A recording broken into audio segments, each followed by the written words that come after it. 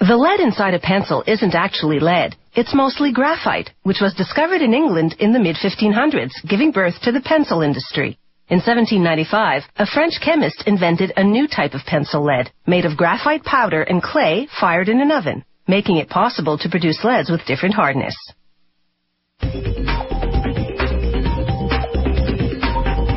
For the pencil's body, you need a type of wood that's soft enough to sharpen, yet strong enough not to bend under the writer's hand pressure. This German pencil factory uses cedar from California. The wood is 5 millimeters thick and arrives pre-cut in slats of 18 by 7 centimeters.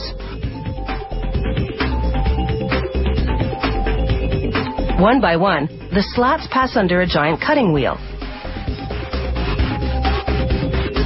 It carves grooves that will become the channel down the middle that holds the lead.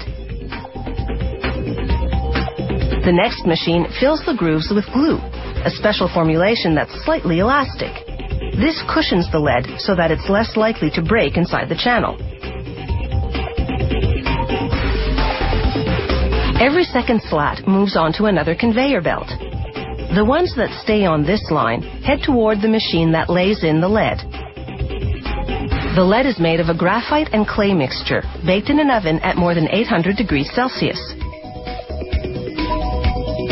The lead-laying machine's wheel loads itself with leads. Their spacing matches the grooves in the slats.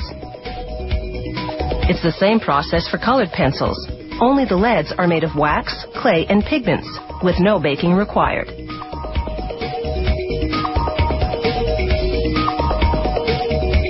Now for the slats that move to that other conveyor belt. An automated arm flips each one over, slides it across a glue applicator, then drops it onto a leaded slat on the other conveyor belt.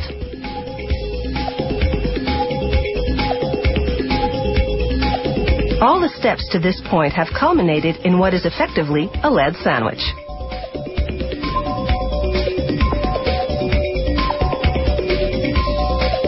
Now a plunger squeezes those sandwiches together with a full ton of pressure. It compresses them for an hour while the glue dries. After that, it's just a matter of slicing the sandwiches into pencils. This shaping machine makes the hexagonal profile in 2 steps.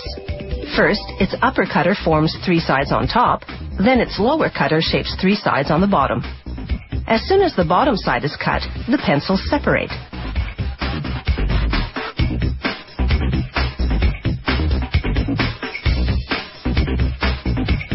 A worker pulls a sample pencil from each batch coming off the line and manually sharpens it to spot check lead quality.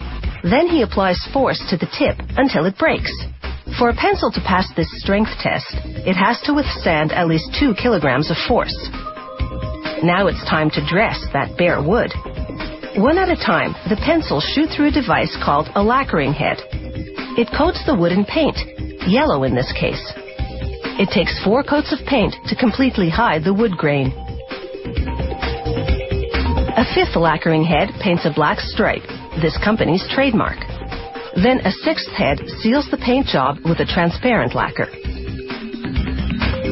From the paint line, the pencils make their way to a stamping machine. At an astounding rate of 500 pencils a minute, the machine heat transfers foil lettering from a plastic film to the painted wood. Last stop, the rubber tip assembly machine. First, it squeezes the top of the pencil to slide on an aluminum ferrule. Then it inserts a rubber eraser into the ferrule's other end and squeezes that tight. European-style pencils have a painted cap instead, the color indicating how hard the lead is. After a coat of transparent sealer, the pencils take a series of dips in the first color, then once that dries, in the second color. The final coat is a high-gloss lacquer. The pencils are finally ready to roll across a grinding drum for sharpening.